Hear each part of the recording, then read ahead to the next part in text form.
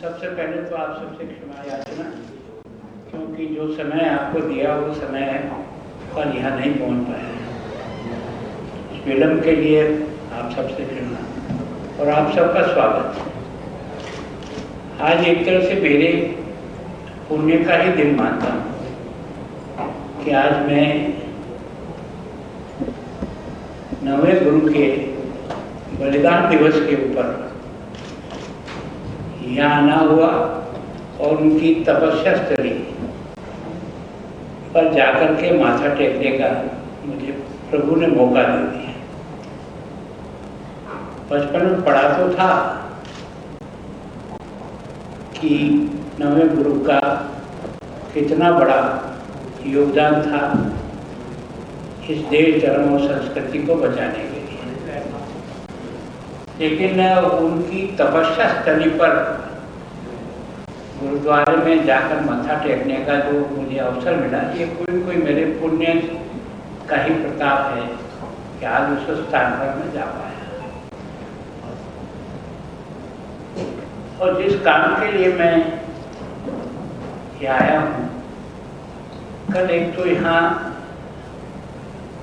सहकार भारती का राष्ट्रीय अधिवेशन भी है, 8वां अधिवेशन है और लंबे समय से इनसे मैं जुड़ा हुआ हूँ। तो उनके अधिवेशन में कल मैं सवेरे भाग हुआ। उसके साथ ही मैंने आपको जिसके लिए विशेष आग्रह पूर्वक बुलाया, नशा मुक्त रंगीला पंजाब कैसे बनाएं, हम कैसे इस लक्ष्य को प्राप्त करें, जनता को कितना इस अभियान से जोड़ करके इस पर अपना रोक लगा पाए। मेरा सौभाग्य था कि राजभवन में कुछ समय पहले प्रसिद्ध लेखक खुशवंत सिंह जी मेरे यहाँ आए थे और उन्होंने बातचीत में ही बताया था कि मैं एक पैदल यात्रा 7 तारीख से लेकर 11 तारीख तक इसको मैं कर रहा हूँ। तो मैंने भी सोचा कि मैं भी यहाँ पंजाब में आने के बाद इस समस्या को समझ रहा हूँ, देख रहा हूँ कि काफ़ी युवा के अंदर प्रभावशील हो गई है। प्रयत्न तो बहुत हुए, सबने किए, लेकिन और प्रयत्न करने की आवश्यकता है। तो मैंने उनसे कहा था कि आपकी तारीख में से मेरी 2 दिन मैं भी आपके साथ पैदल चलने का प्रयास करूंगा। तो मैं 10 तारीख को उनको ज्वाइन करूंगा और मेरा सौभाग्य है कि एक ऐसा धावक जो इस उम्र में भी उन्होंने देश का मान दुनिया में फैलाया, पूजा सिंह। मैं सोचता हूँ उनको जिस प्रकार का सम्मान इंग्लैंड में रहते हुए वरिष्ठ लोगों में से 100 साल जिसकी उम्र हो गई, उसने अपनी धावकता में स्थान बना लिया और आज वो 113 साल के हैं और 10 तारीख को उनके घर से ही ये पैदल यात्रा आगे के लिए चलेगी।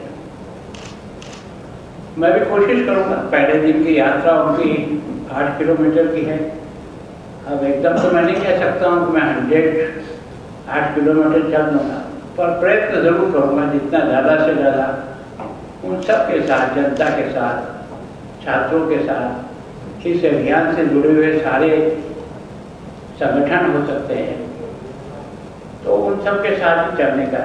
पहले दिन कोई जालंधर जिले का कोई पाठे गांव बता दिया, उसमें रात्रि विश्राम करेंगे और दूसरे दिन सवेरे वहाँ से फिर हम वहाँ से चलेंगे। और मैं सोचता हूँ जंगे आज़ादी मेमोरियल जो करतारपुर में बना हुआ है जालंधर जिले में, वहाँ जाकर के इसका समापन होगा।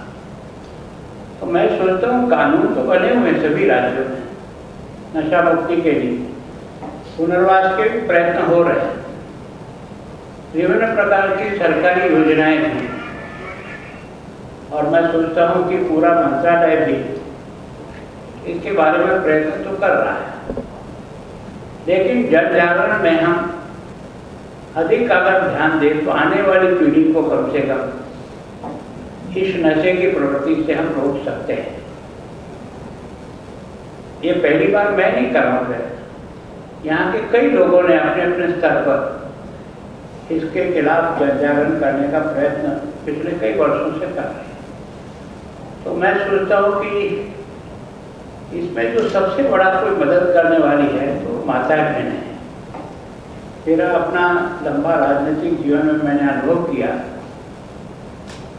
कि माताएं बहनें अगर इस अभियान से मन से जुड़े, जो सबसे ज़्यादा तकलीफ अगर कोई सहन करती है तो घर की माताएं बहनें हैं।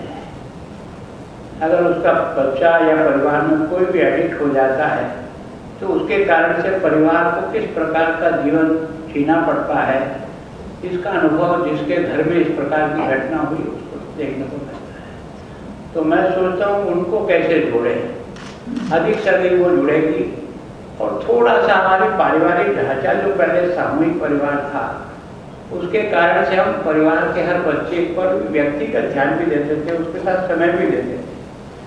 आज हमारी सबकी जिंदगी ऐसी हो गई कि हम अपने बच्चों को ठीक प्रकार से समय नहीं दे पाते, उनको समझने का भी प्रयास नहीं करते। कारण ये कि केवल बच्चे की गलती निकालने से ही विषय जो है ना वो टल नहीं सकेगा। तो हमें उससे ध्यान देने के लिए परिवार को भी चिंता करनी पड़ेगी। तो इस अभियान में एक तरह से उनको कैसे जोड़ें, नए जो यूथ है उनको कैसे जोड़ें। तो मैं सोचता हूँ वैसे प्रयत्न तो सभी लोग कर रहे हैं और ये हम सब लोग महसूस कर रहे हैं कि जितना बच्चों को खेल से जोड़ा जाएगा उतना ही उसका समय सही दिशा की ओर लग जाएगा। और ये हमारा सौभाग्य रहा कि देश के जिन लोगों ने भी खेल में पदक जीते हैं उनमें से अधिकांश इस पक्षधर हैं कि नशे से मुक्त अगर रहेगा तो बालक कुछ करने की स्थिति में रहेगा। और इसके कारण से विभिन्न खेल स्टेडियम, बच्चों को उनको एक्टिविटी से कैसे जोड़ा जाए, इसके लिए प्रयत्न भी हम करेंगे। अभी तो मैं सोचता हूँ कि क्योंकि उनका अभियान हर साल चलता है तो मैं भी एक तरह से उनके अभियान में एक सहयोगी के रूप में उनके साथ चलूँगा। लेकिन मैं स्वयं भी जब से पंजाब में आया हूँ, मैं जो रोज़ क्राइम रिपोर्ट देखता हूँ मेरी राज्य की, उसमें से मुझे लगता है कि बहुत चुनौतीपूर्ण काम हो गया। और विशेष करके जो हमारे सीमा के जिले हैं वो सारे के सारे एक तरह से 533 किलोमीटर की हमारी सीमा है। 6 जिले हमारे उससे जुड़े हुए हैं और उनमें से मैं 5 जिलों में अभी पूरा नीचे तक प्रवास करके भी आया। वहाँ की जो गांव की समितियाँ बनी है, रूरल कमेटियाँ बनी है, उनके जनप्रतिनिधियों के साथ भी, उनके लोगों के साथ भी मैंने चर्चा की। उस चर्चा में भी उनको और हम सबको ये महसूस है, उसमें आर्मी के अधिकारी भी थे, बाद में BSF के भी थे, पुलिस के लोग भी थे, प्रशासन के लोग भी थे, कि वास्तव में ये जो ड्रोन से आजकल, क्योंकि सीधी फाइट तो पाकिस्तान के साथ नहीं होती, लेकिन जिस तरीके से वो ड्रोन के माध्यम से जितने भी प्रकार के नशे की चीज़ें हो सकती है उनको गिराता है, यहाँ से कोई उसको उठाता है और फिर उसको नीचे तक पहुँचा करके एक तो बहुत बड़ा नेटवर्क खड़ा हो गया है। उसको रोकने के लिए आर्मी भी प्रयत्न कर रही है, BSF भी प्रयत्न कर रही है, पुलिस भी मदद कर रही है। कई केसेस रोज बन रहे हैं। पहले जो ड्रोन आते थे बड़े, वो तो लगभग रोक दिया, क्योंकि इन सारे बॉर्डर पर 12 ऐसे एंटी ड्रोन जो है हमको मिला है, उसके कारण से हम उसमें कुछ सफल हो रहे हैं। अभी मैंने गृह मंत्री जी से बात की दिल्ली, तो 26 उन्होंने हमको और दिए हैं ताकि हम अपनी बॉर्डर पर उससे कुछ जितना सर्च कर सकते हैं, जितने गिरा सकते हैं, जितना बना। और उसके साथ ही आर्मी ने एक और प्रयत्न किया, जो भी हमको इस प्रकार की सुरक्षा की दृष्टि से या और किसी काम की दृष्टि से जब सूचना करेगा तो निश्चित रूप से उसको व्यक्तिगत भी 1 लाख रुपया उसको पुरस्कार के रूप में देते हैं। हम लोगों ने भी राजभवन से बराबर प्रयत्न किया है कि ये जो विलेज कमेटियां हैं, जो विलेज कमेटी अच्छा काम करती है उसको हम है ना एक साल में 3 लाख, 2 लाख और 1 लाख ऐसा प्रत्येक जिले में 6 लाख रुपया देते हैं।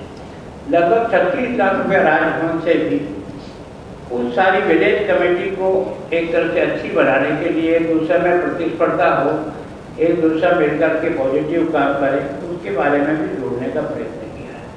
तो मैं सोचता हूँ कि वास्तव में ये जो नशा है ये एक तरह से आने वाली हमारी यूथ को जो सबसे पावरफुल है, सबसे ज़्यादा देश के विकास में योगदान देती है, उसको इससे बचाकर कैसे देश के निर्माण में लगाया जाए उसके लिए प्रयत्न करना चाहिए। मैंने स्वयं ने भी सोचा है कि मैं आने वाले कुछ दिनों में यहाँ जितने भी धर्मगुरु हैं, जितने भी इस काम के अंदर लगे हुए लोग हैं और जो भी व्यक्ति मेरी इस अभियान को हम मिलकर आगे बढ़ा सकते हैं, उनको भी मैं अपने राजभवन में बुलाकर इसकी डिटेल चर्चा करी।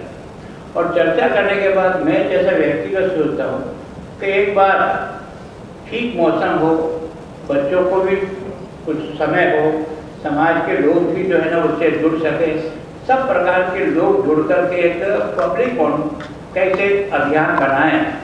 इसलिए सोचते हैं कि 8-10 दिन का एक 100 किलोमीटर की पैदल यात्रा एक के बाद एक पड़ाव पे शुरू होते जाएंगे, कुछ लोग जुड़ेंगे, कुछ छोड़ जाएंगे बीच में से, पर ऐसा चल कर के कैसे एक अभियान बने ताकि ये काम केवल और केवल कुछ लोगों के जिम्मे नहीं होगा, सामान्य जनता भी इस अभियान से जुड़ करके सहयोगी बन जाए। तो इस प्रवृत्ति को रोकने में हम थोड़े बहुत 100% सफल तो कब होंगे एकदम तो नहीं कह सकते, पर प्रयत्न करना कोई गुनाह नहीं है। प्रयत्न करते तो कभी कभी सफलता मिलती है। इस विश्वास के साथ प्रयत्न को आगे बढ़ाने का मन का एक विश्वास है और उसके लिए कि आप इस अभियान में एक तरह से आपके मीडिया के माध्यम से अधिक से अधिक लोग उस यात्रा में भी जुड़े जो 7 से लेकर 11 चल रही है, और आगे हम जो कुछ भी प्लान कर रहे हैं उसमें भी आप सब लोग भी जुड़ करके हम इसको पंजाब का एक तरह से जन अभियान कैसे बना सकते हैं, इसके लिए आप सब वो हम मिल करके प्रयत्न करें। नशे के ऊपर तो आपने ठीक बोला कि एफर्ट भी हो रहे हैं, लेकिन पंजाब में सर जिस तरह लॉ एंड ऑर्डर की सिचुएशन है, जिस तरह बॉर्डर के भी कई थानों ने जैसे ब्लास्ट की कोशिश की गई है, नाला में भी कल भी सुखबीर सिंह बादल के ऊपर अटैक हुआ, इसको लेकर आप कैसे देखते हैं? देखो, मैं सोचता हूँ कि निश्चित रूप से ये भी एक समस्या के रूप में उभर करके सबके सामने आ रही है, इसमें तो कोई दो राय नहीं हो सकती। पर मैं सोचता हूँ अपराध में ड्रग भी एक बहुत बड़ा कारण है। आपको देखता हूँ जितना भी रोड एक्सीडेंट होते हैं उसका जब एनालिसिस करेंगे तो आपको लगता है कि उसमें 40% एक्सीडेंट में कोई न कोई ड्रग है। तो मैं सोचता हूँ कि उस अभियान को भी करें, पुलिस को भी अलर्ट करते हैं, और बॉर्डर पर तो मैंने जो 4 दिन निकाले, मैं कह सकता हूँ कि बॉर्डर पर मिलिट्री का, BSF का, पुलिस का, लोकल प्रशासन का, वहाँ के जनप्रतिनिधियों का और ये जो हमारी विलेज कमेटियाँ हैं उनका आपस में अच्छा कॉम्बिनेशन है।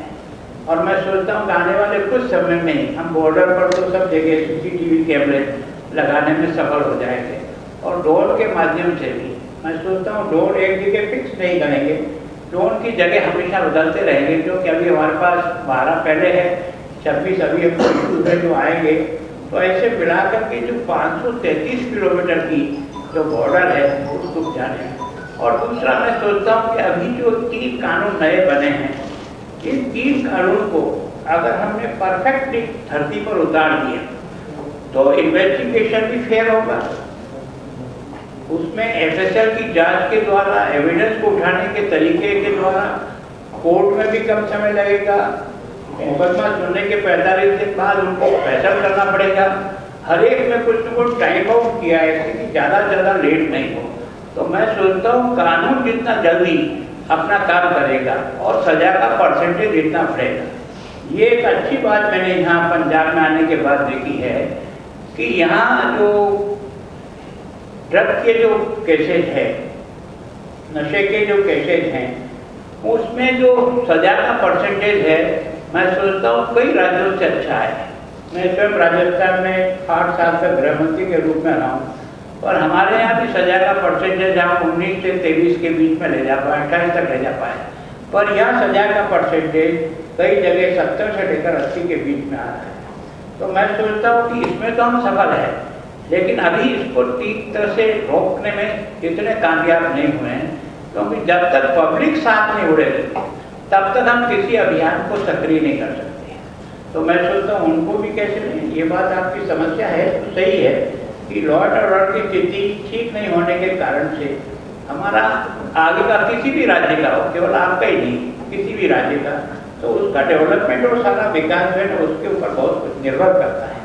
तो मैं सोचता हूँ हम सब लोग मिलकर ट्राई करेंगे उसको ठीक करेंगे। राजेश जी, ये मुद्दा जो ड्रोन का मसला है वो तो लोग बॉर्डर पार से आ रहे हैं, वो धीरे धीरे हल होता जाएगा, क्योंकि पुलिस भी काम कर रही है, बीएसएफ भी काम कर रही है और केंद्र की एजेंसियां भी काम कर रही हैं। लेकिन सबसे बड़ा मुद्दा देश का बना हुआ है किसान का। आप देख सकते हैं कि शंभू बॉर्डर पर आज किसानों और पुलिस के बीच फिर से झड़प हुई है। किसान जो 14 के करीब किसान थे वो जख्मी हुए हैं, कुछ सीरियस है उसमें। वो तो मुद्दा केंद्र सरकार या पंजाब सरकार मिलकर हल कर सकते हैं सर, वो भी हमारे किसान मरे हैं। मैं सोचता हूँ कि इस समस्या के बारे में एज ए गवर्नर कोई अधिकृत बात कहना जो मेरे बस का होती है, पर मैं इतना समझता हूँ कि हर समस्या का हल टेबल पर बैठ के हो सकता है। आज नहीं होगा कल होगा, कल नहीं होगा परसों होगा, प्रयत्न नहीं छोड़ना चाहिए, एक दूसरे को समझने का प्रयत्न करना चाहिए, एक दूसरे को समझाने का प्रयत्न करना चाहिए। मैं भी कोशिश करूँगा कि किस तरह से बार बार बैठा जाए। कभी कभी जब बैठते हैं तो समस्या हल हो जाती है तुरंत। तो मैं सोचता हूँ कि किसी बात का टकराव जो है वो समस्या का स्थायी हल नहीं है। स्थायी हल को आपस में बैठ करके समस्याओं को समझना और जितना समझ करके एक दूसरे को समझा सकते हैं उसका प्रयत्न करना चाहिए। और सफलता जो है कभी एक दिन में नहीं मिलती है, कई बार बहुत लंबा समय भी लग जाता है। तो मैं सोचता हूँ समस्या है, इसमें कोई दो राय नहीं, लेकिन बैठ करके ही इसका हल निकालने का प्रयत्न करेंगे। ऐसा मैं भी प्रयत्न करूँगा कि किस तरह से आपस में बैठ करके इन विषयों पर चर्चा करें। साहब, आपने बताया कि 533 किलोमीटर के जो बॉर्डर है, एंटी ड्रोन सिस्टम पूरा फुल कब तक हो जाएगा? आज भी जैसे अमृतसर में काफी ड्रोन पकड़े गए हैं, ऐसे मॉड्यूल का पर्दाफाश हुआ है, तो एंटी ड्रोन सिस्टम कब तक आपका? निश्चित रूप से पहले की तुलना में आज की तारीख में हम ड्रोन को पकड़ने में काफी हद तक आगे बढ़े हैं। जितने केसेज आज से 2 साल पहले बनते थे आज उससे कई गुना बढ़ने लगे। लेकिन चूंकि बॉर्डर अपने 533 किलोमीटर है और अभी एंटी ड्रोन जो हमारे पास आया है जिसके कारण से हम बात करते हैं वो अभी उतनी पर्याप्त संख्या में तो नहीं है। पहले 12 ही थे जब मैं बॉर्डर पर घूम करके आया, मैंने भी इस बात को समझा कि इसमें से बढ़ाया जाए, तो गृह मंत्री से बात करने से 12 से अभी 26 और दिए हैं और इसे आगे बढ़ाए थे। और लगभग पूरी बॉर्डर पर हमने CCTV कैमरे लगा दिए, कुछ ही समय में 100% कैमरे लग जाएंगे। धन्यवाद आप सबका बहुत बहुत। तो सबसे पहले तो आप सबसे क्षमा याचना, क्योंकि जो समय आपको दिया वो समय पर यहाँ नहीं पहुँच पाया। इस फिल्म के लिए